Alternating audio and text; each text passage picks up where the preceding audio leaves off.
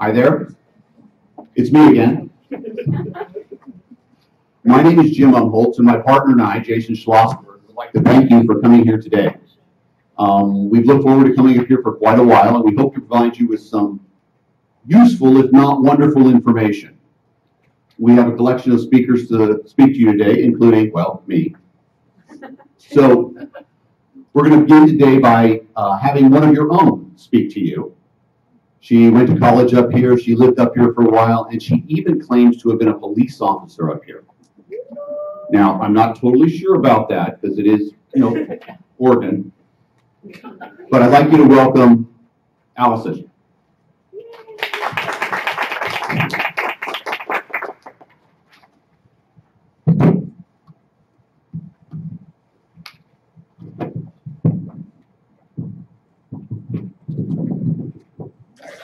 Sorry. Microphones are not my favorite thing. Is that enough? Okay. So, hi guys, I'm Allison Seghetti. I know some of you.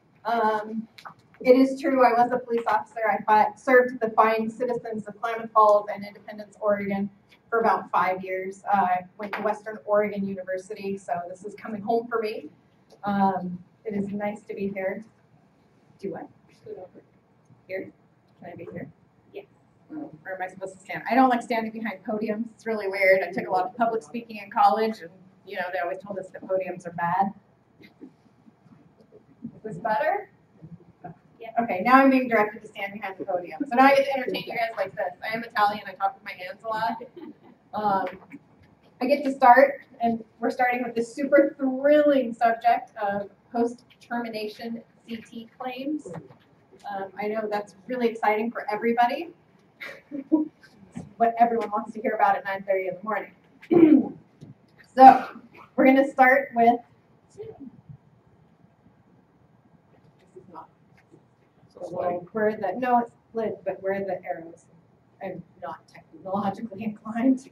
We're still working on the technology part.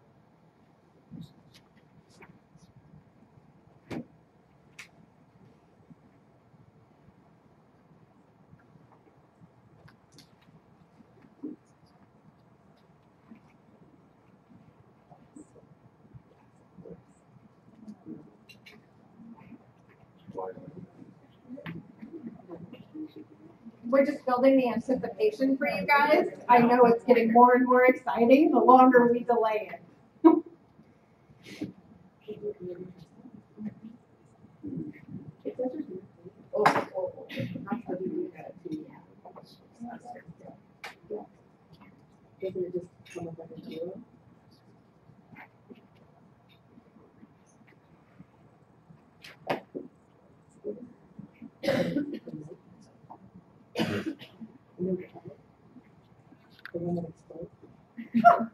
Perfect. Yep. Pardon my back. Okay, so I'm going to start with a disclaimer. We're lawyers.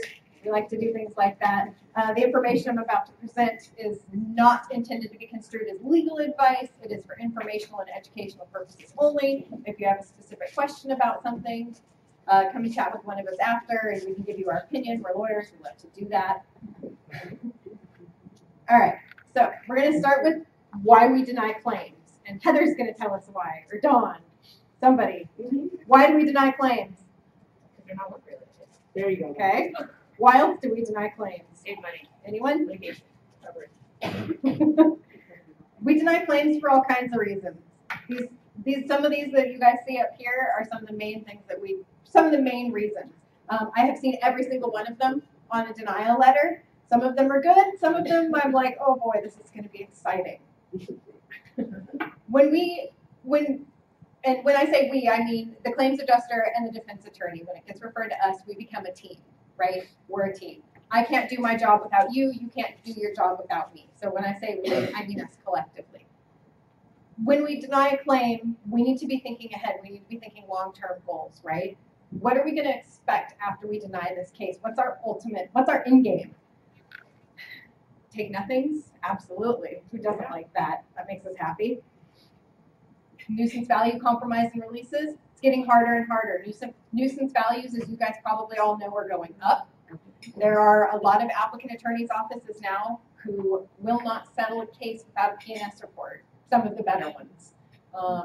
But I've been having applicant attorneys tell me that, hey, we need a P&S report. They need to cover their, well, you know, I promise not to say any bad words while I'm up here, so. They need to avoid malpractice. I don't think that usually improved negotiation with lien claimants is one of the main reasons you think about denying a claim, but occasion. Right, lien claims come at the end. Nobody wants to think about that at the time of the denial. Fraud convictions in California, prosecuting a work comp case for fraud, good luck. It is hard to do. The DA's offices are completely overburdened with other stuff, and they just don't have a lot of time for insurance fraud. Occasionally, we do get them, and it's awesome, but it's rare. Happy employers, our employers love to see denials, don't they? They do. What do we need to deny a claim? We need documentation. We need evidence, right? At the end of the game, if we're going to try something, evidence is really important.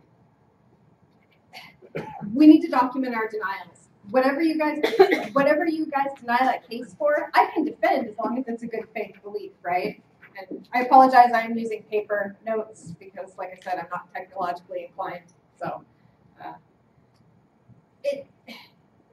any evidence at the time of your denial is good, right? And what's a reasonable belief? That's the facts you have available to you at the time of the denial. Make sure you document it. If you have an undocumented denial, it's unreasonable. If you don't have a really good reason for that, it's not going to be reasonable and it's not going to help us with our claim. We need to make sure everything is done in good faith.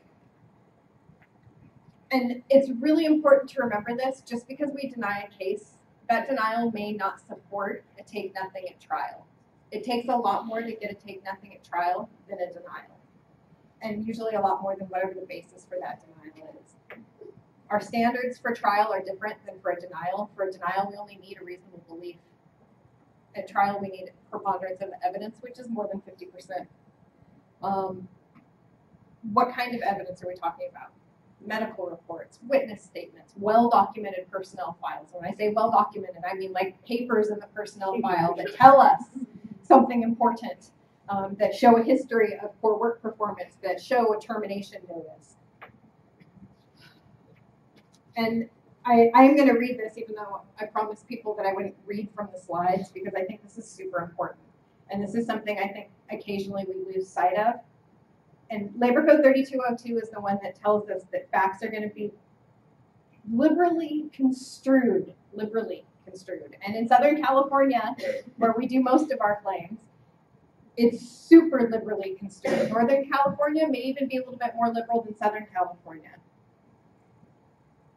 And we extend those benefits to protect the person injured, right? That means that if there's some doubt, then it be fined in favor of the injured worker. Seems ridiculously unfair to me, but that's how it is. That's what our labor code says. So we have really 3 reasons why we deny cases: factual, legal, and medical. I'll give you some examples of each one. But all 3 of them, we need a factual basis for that denial, and we all need evidence. Only one of those requires a medical opinion, and that's probably the sketchiest denial that we have. The medical denial. Somebody goes and gets first care from one of our clinics, and they say, not industrially related, go back to work. Sometimes somebody will be missing a finger, and they say that. Sometimes somebody will have a broken arm, and they say that. Industrial clinic first care reports don't always hold up well in court. Absolutely, we can use it as a basis for a denial, but we better have some sort of medical evidence by the time we try that case, other than that sketchy first care report. Because I guarantee you that their attorney is going to send them to a very liberal applicant treater who will find way more wrong with them than that first care report. So we can deny on that medical basis, but really, we need something else if we're going to try that case. I just have to ask the question of if a doctor is seeing a person right after the injury, would they not have a better perspective than a person seeing them years later? It depends, and I'm going to repeat that question because I know that the people who are live streaming can't hear us. But basically, your question was the doctor who sees them initially should have a better understanding of the injuries than a doctor who's evaluating that person years later. And I absolutely agree with you. But the first care clinics are paid to push people out. And some of them, there are some great first care clinics. There really are. But there are also, I personally have seen people get released back to work that probably shouldn't have been. People who were given work restrictions when they were literally missing a body part, or, you know, complaining of blurred vision after getting hit in the head. I don't think that somebody who's experiencing blurred vision should go back to work. And I've actually heard of instances where the employers are contacting the clinics and asking that they release those people back regardless of their injuries. That doesn't bode well for us, especially if we're going to try it. That's why it's important to get, if we're not sure, if we have a denial based on a first care report, let's get them to a med legal quickly. And in the doctor's defense, how many of you have started working out after you haven't done so for a long time? Anybody? That first day you work out, you're feeling rather phenomenal. You're feeling, great. And then that next day, you're like, maybe I should have worked out a little more often. And that third day, you're thinking, what the hell was I thinking? Third day's the worst. So when some people get injured and they go to a clinic, they report maybe their arm is broken, maybe they have a laceration. A few days later, they will have other symptoms that they didn't report on that first day. Now, granted, that doesn't mean they're going to have those symptoms 6 months from now or a year from now. But sometimes those doctors' first reports aren't reliable simply because they didn't have all the symptoms at that time. Equally, guy falls down a flight of stairs, snaps his femur, there's blood squirting out. They're not concerned with whether or not he tore his rotator cuff on that fall. They're trying to stop the blood and get his femur back together. So even in the best of circumstances, an industrial clinic can miss 1 or 2 complaints, and in the worst of circumstances, they omit 1 or 2 complaints. So However, some of the doctors who see the workers later don't look at the full record, so they're kind of biasing their opinion based on whatever they're trying to get for the party who's purchasing their opinion. You're absolutely correct. So what I'm asking basically is, do they really objectively weigh the information that's available at the time of the initial report against whatever the later report said? No. What you're really saying here, There's a lot of opinions in this.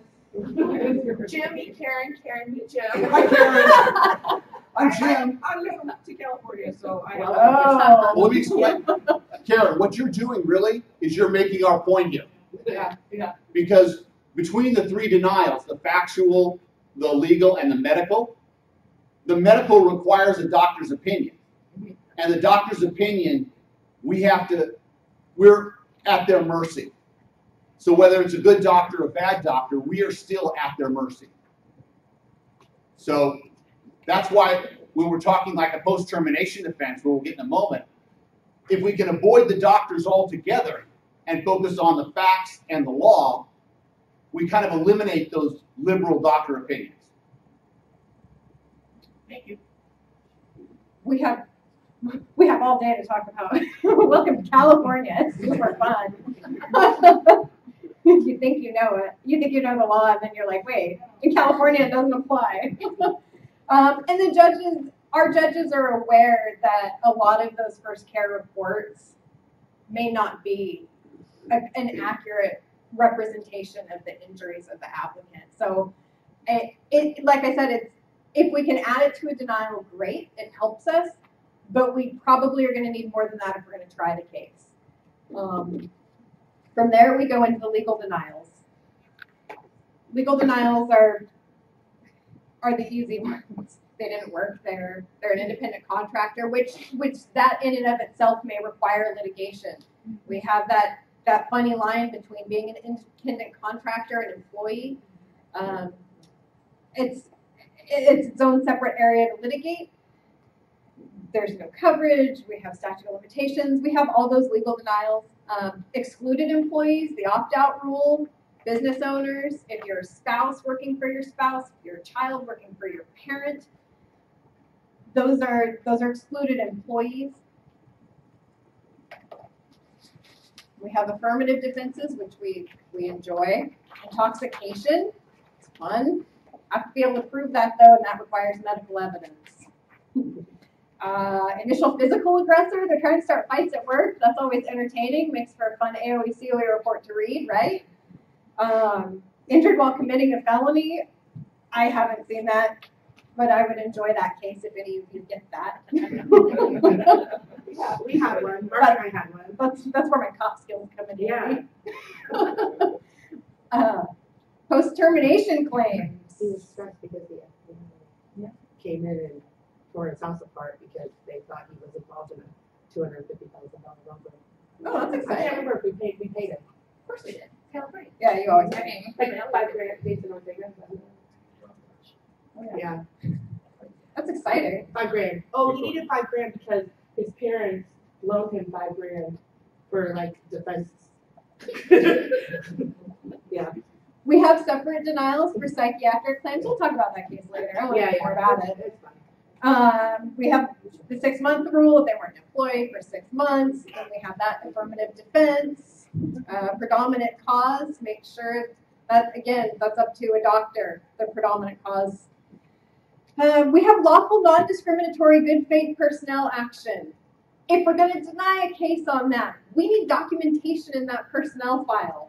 Our employers need to do a good job. We have some employers that are amazing at documenting it. We also have good faith personnel action files that are like 2 pages. If we're going to deny for that, we better have documentation. And I actually just had a judge say to me at the board a couple weeks ago in Van Nuys that even though that was our defense and that's what we were basing our AOE COE trial on, that I should have a medical legal report before going to trial.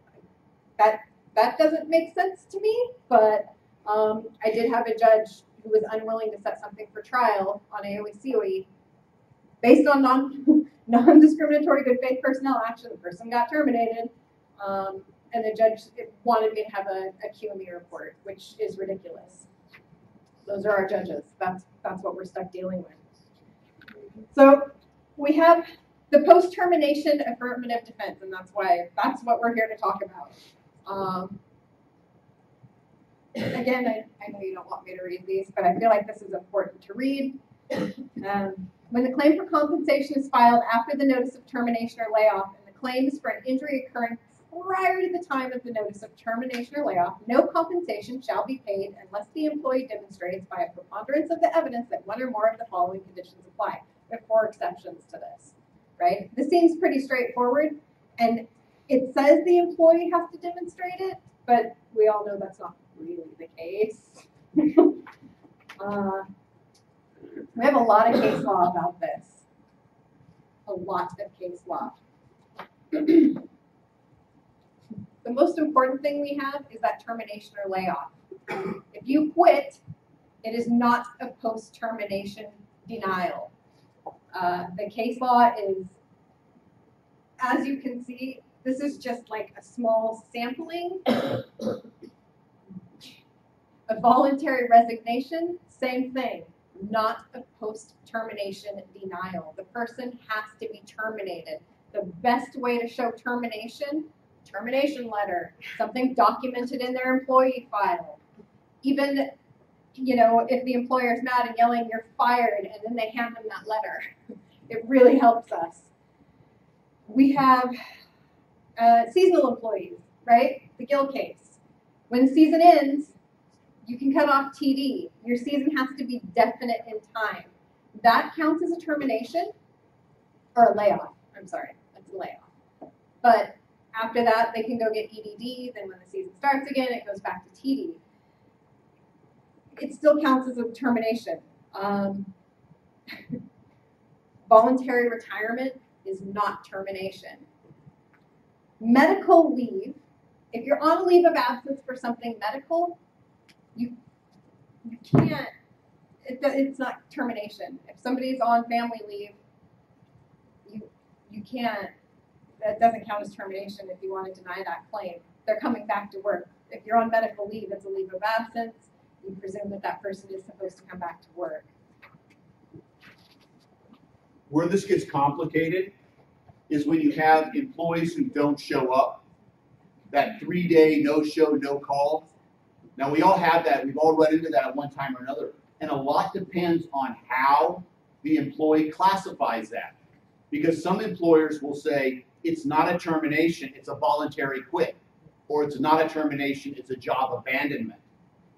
For the post-termination defense to be effective, we have to have an actual termination.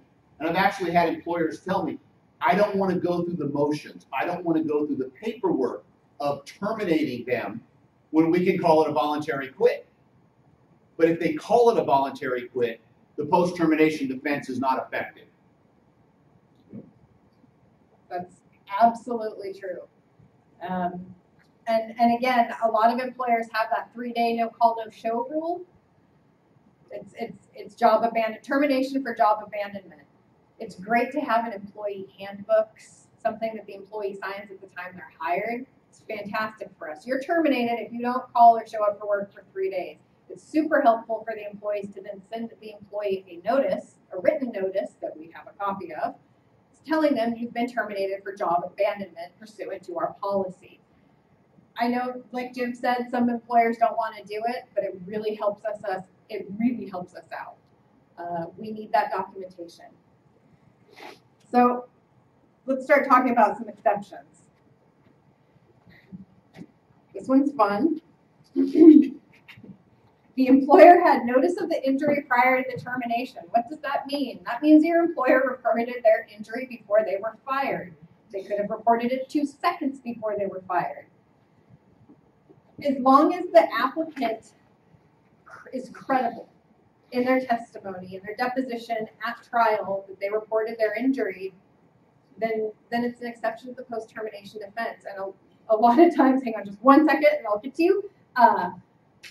A lot of times that's going to be the employer versus the applicant witness statements, right? It's going to be the employer's testimony that they didn't report the injury versus the employee saying, I did report this. Just quickly, what is notice of injury considered? Telling your employee that you're injured. Yeah, it can be verbal. It's them saying, I'm hurt, I need to go to the doctor, my arm's hurting, my knee's hurting, my back's hurting, I'm missing a finger. Do they have to say specifically that they feel it's related to work, or they just say they're hurt and that's sufficient? That's an excellent question. 5401 says knowledge from any source is notice, so that if a supervisor saw them fall, that can in and of itself be notice. If somebody comes in and says my back hurts, it then becomes the burden on the employer to say, is that a work related? Did that happen at work? Did something happen at home? Most supervisors aren't trained for this. So when we get down to the board, the judge or whoever has to discern. And they will, as you mentioned earlier, 3202 says facts construed liberally in favor of the injured worker. They say I'm hurt. They're going to construe it as a work-related injury. A lot of times the injured workers will just say, oh, I told him my knee hurt. And the courts, depending on your judge, depending on what board you're at, may or may not be enough. Usually it is. Like I said, that liberal construction is what gets us every single time. So that's really one where it comes down to credibility. That's the employer versus the applicant. Again, that liberal construction, things are to be found in favor of the applicant. I'm going to interject again because this is actually it's my need to be on camera. Yeah, It's an area for your attorneys to truly pursue. Because one of the techniques that I've used at trial is to ask them, they say, well, I remember reporting the injury. You say, well, where were you when you reported that injury? Well, I don't know. Were you in the office? Were you in the manufacturing area? Were you in the break room? Well, I don't remember. What time of day was it? I don't remember. Was it before lunch or after lunch? I don't remember. What specifically did you say?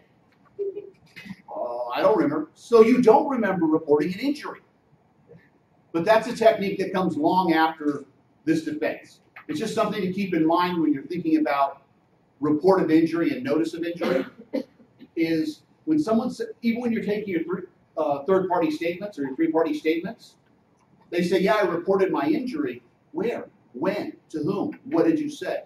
Just as you said, Karen, saying my back hurts is not the same as saying I hurt my back lifting a box. Absolutely. All right. So let's go on to this one. This is a defense attorney favorite right here. The employee's medical records existing prior to the notice of termination or layoff contain evidence of the injury. What does that mean?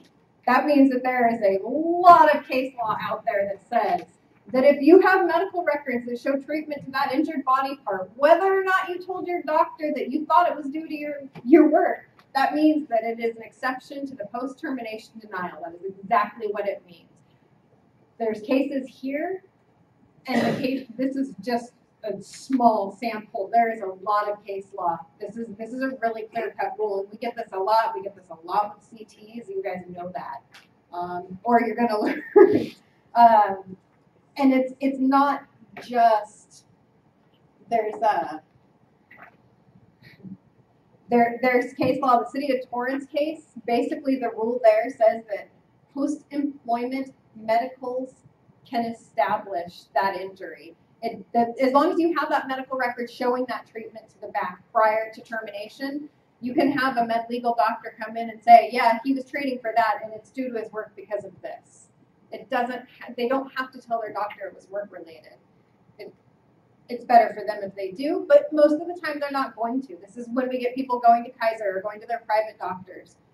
Those medical records, if they exist, they only need to show treatment to that body part. And the doctors don't need to say, well, it could be due to his work. That's not required. That's not part of the exception. They just have to exist. The third exception is subsequent to the notice of termination, but prior to the effective date of termination or layoff. What is that? That's stuff like the WARN Act, where large companies, when they're doing a mass layoff, are required to give notice prior to termination. If you know, then, I mean, this is a pretty clear cut. This is probably one of the least, I would say it's one of the lesser litigated. Yeah, 5411, the code section that cites is a specific injury. So if in the course of your claim somebody gets notice they're going to be laid off and a box falls on their head, it's still compensable. Simply because they got notice of layoff doesn't mean that a trip and fall or a box on their head or they're slicing a finger off is not a compensable injury. So this one's pretty well straightforward. Yeah. And then we go to the fourth exception.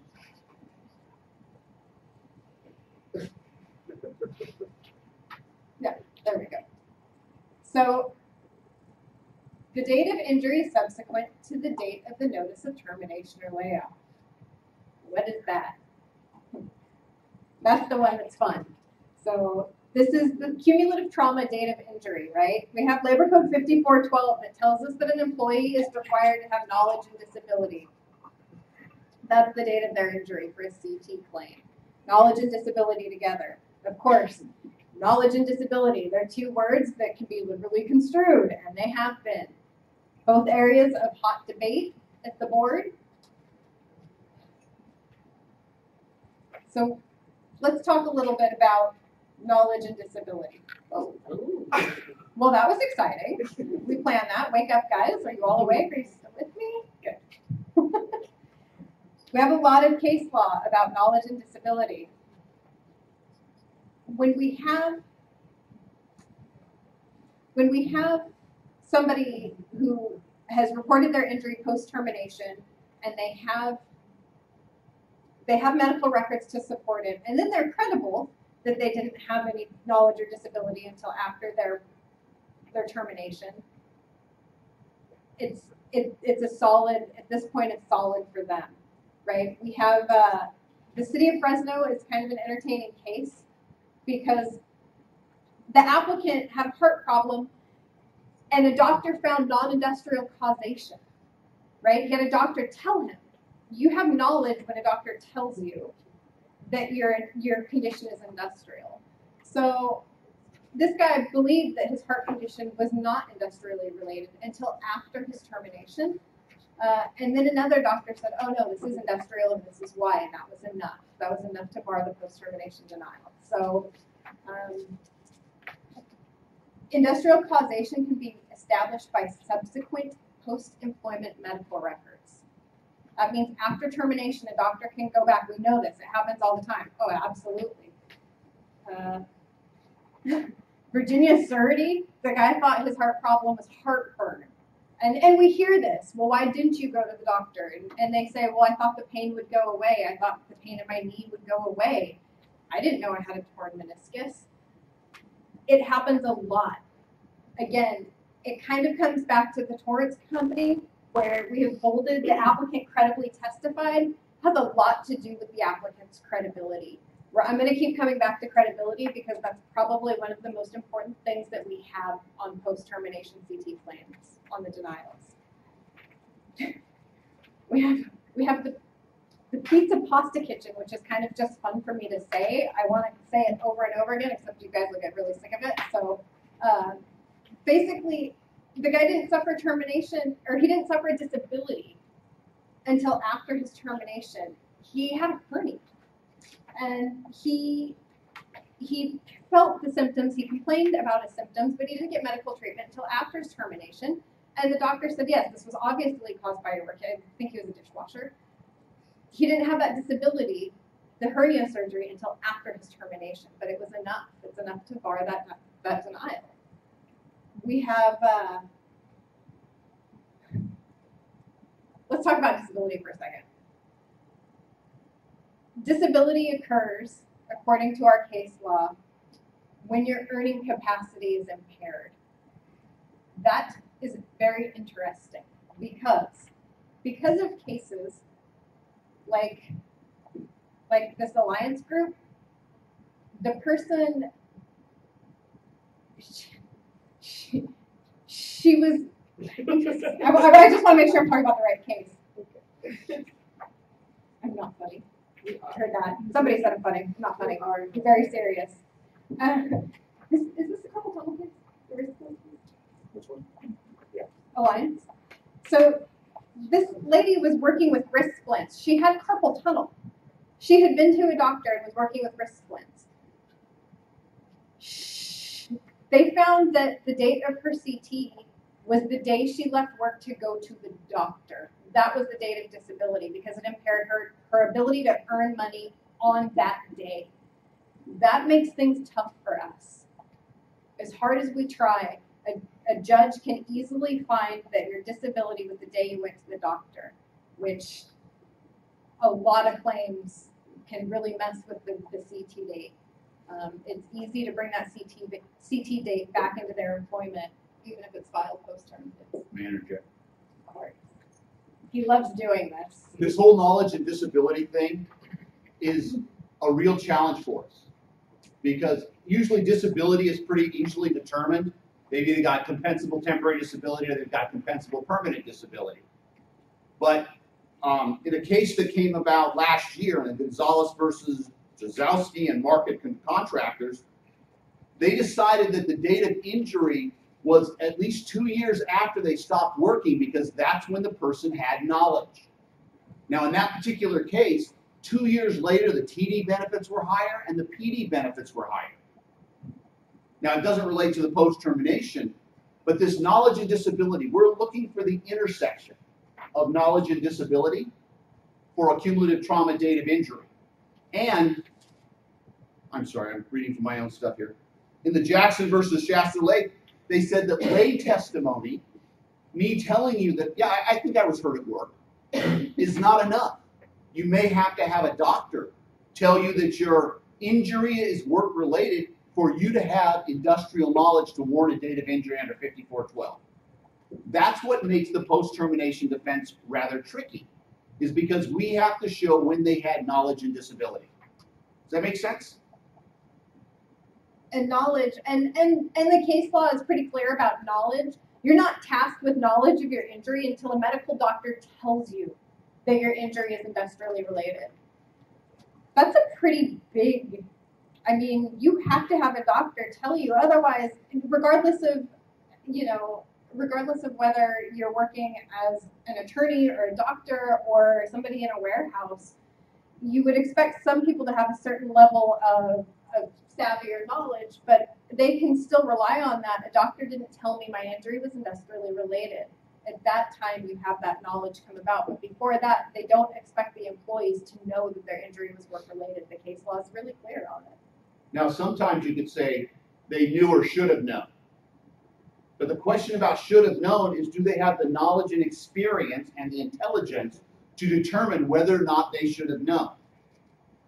We all work in the industry. We know that repetitive actions may cause pain, and the pain in our elbow or wrist might be from repetitive typing.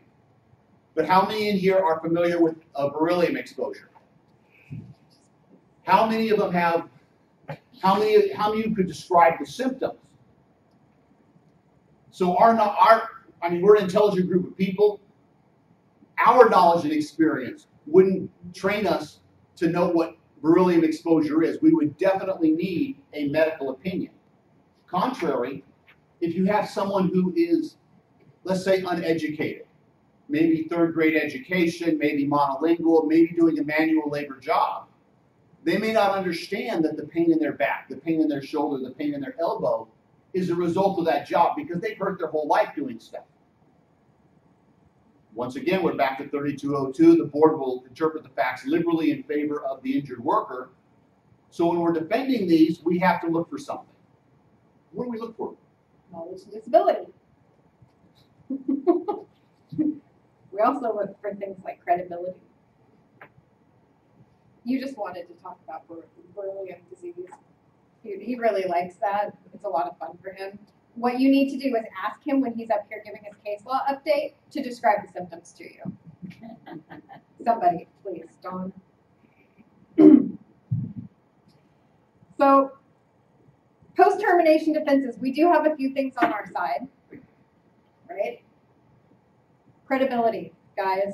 This is huge. You and I know about credibility, Steve. Absolutely. On these post-term denials, it comes down to credibility more than anything. That's pretty much where we're going to win or lose our case. If we have applicants that are lying liar pants who lie, it's a legal term, then that's what we need to do. We need to get them on the stand and we need to let them lie. We need to let them lie in their depositions. We need to let them lie to their doctors because they will if they're lying. And then we need to draw that out at trial, and that's how we win these post-term CT claims. It stands more on credibility than anything. The Kuhn case was a police officer who he was treating for neck injuries due to 2 car accidents. He was about to get terminated. He had a Seghetti hearing, which is basically your last-ditch effort before you get canned as a cop. Before the discipline is imposed. But if you're going to a Seghetti hearing, you know that it's not good for you. He had multiple opportunities to report a low back injury, which he talked about being excruciating, and we all see that. You know, it's an 8 out of 10, it's a 9 out of 10.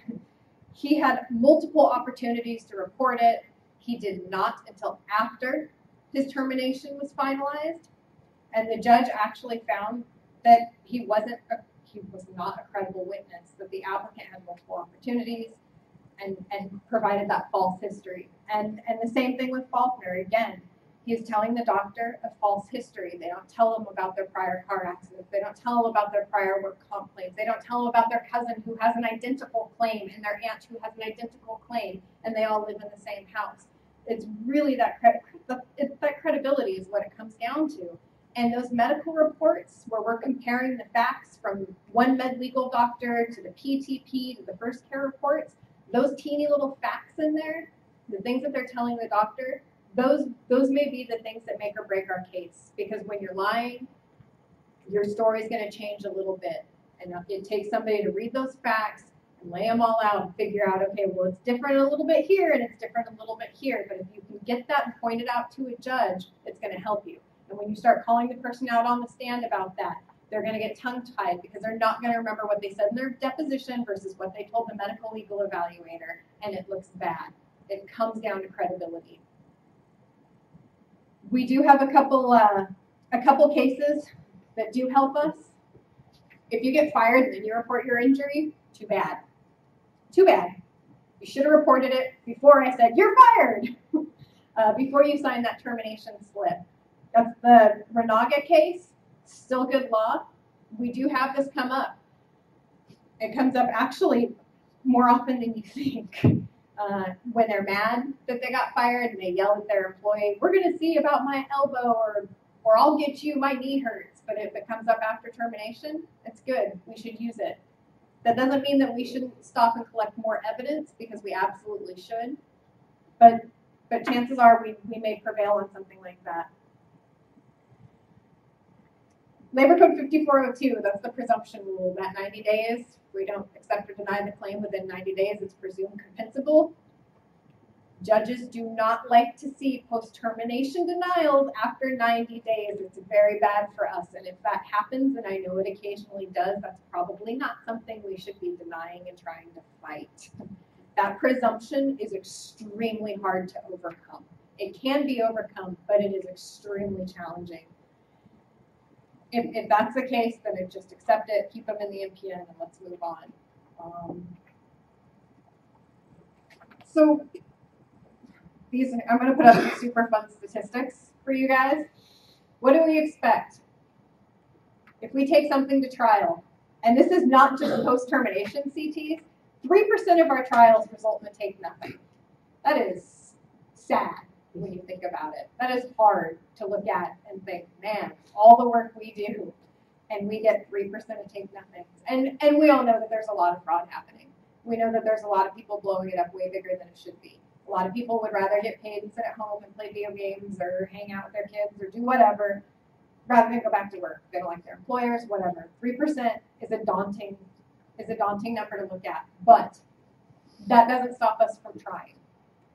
We have case law that supports us sometimes, and there's a reason for that. So when we have those claims where we think we have a shot at it, then let's do it. We can be part of that 3%, and that makes it worth it.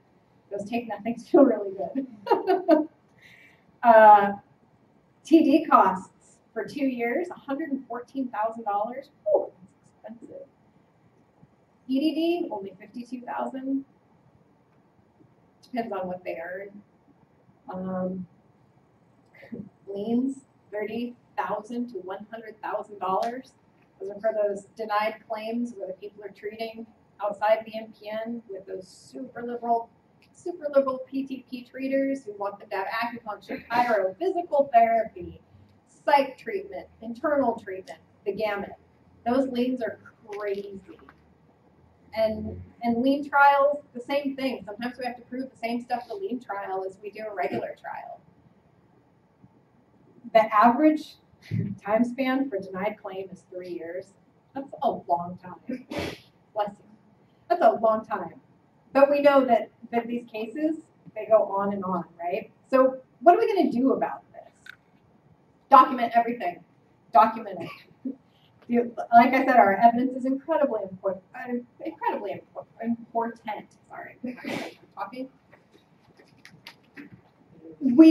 At the time when we deny a case, sometimes we need to have a serious conversation about whether or not it's worth it to deny it and fight it that way, or whether we should just bite the bullet, accept the claim, and control medical treatment. Get the person to a med legal evaluator as quickly as we can, get them PNS'd and shut it down.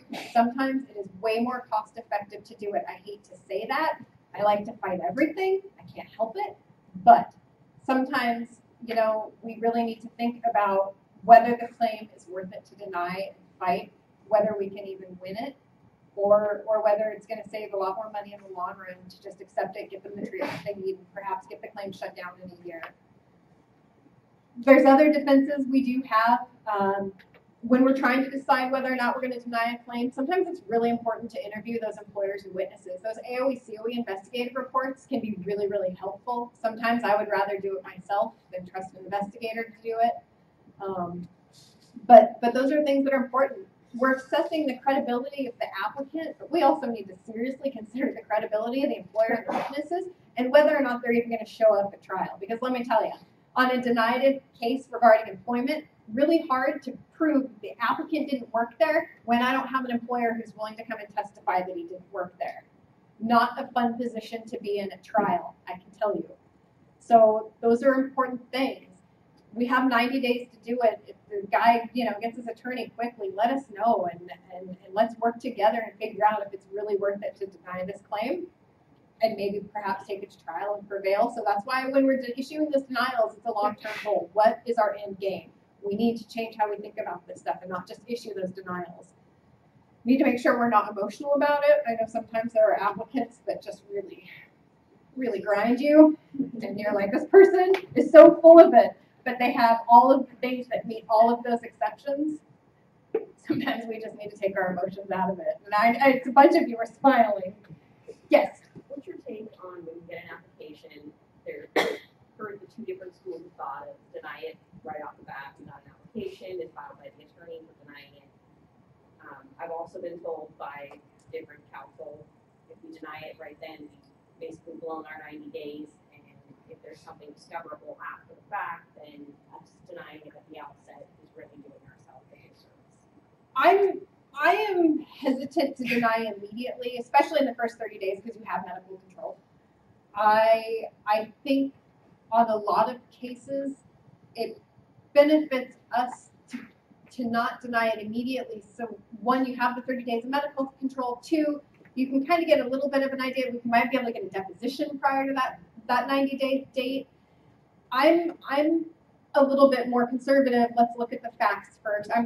My law enforcement has made me a super fact-driven person, so I'm the fact and detail person. So to do just a denial right away without considering it, for me, I don't like it. It makes it harder as a defense attorney to get what I need on that case. Jim? There is no, your attorney is giving you bad advice if they tell you that you can't get evidence after the denial. The only time you're prohibited from evidence is if you fail to deny it within 90 days, then you cannot use any evidence that could have been obtained. And if I'm an applicant attorney, I'm going to say you could have obtained it all within 90 days. I think that was more the argument that was made. Yeah, you do not want to let it go past 90 days. So if you get it, it's been sitting around, it got shifted to you, you get it on day 89, you might want to get a denial out to protect yourself. But my usual recommendation is, if you're not relying on a medical denial, get your denial in as soon as you have your evidence in place, and get your DOR to priority conference filed soon thereafter, so that you can push that issue as hard and fast as you can. Once you've denied it, you have lost medical control, you have lost UR control, you have lost bill review control. So all of your expenses are compounding rather remarkably. So you get it denied, my opinion, you should try and get a priority conference as quickly as possible, and if nothing else, get it settled. Yeah, that sounds good. There is one thing I just want to point out on this, where it says, find the lie. Again, credibility. It all comes down to credibility. I personally believe that most of these cases, those post-term denials on the CT claims, come down to the applicant's credibility on whether or not we're going to win or lose. And then, we kind of go back to whether or not the claim should be denied. Let's add 30 seconds to go. So go with your questions. Yes, go ahead. Did you have your hand up for questions? No. Oh, do you want to make one up? Sorry, I have like 15 seconds. Does anybody have any questions? Just throw it out. Nobody? Now, for our web viewers, we're going to take a brief 10-minute break where everyone can get up and run to the bathroom and crowd the bathroom for 8 minutes. But we will be back at 10:30. Okay, thanks guys.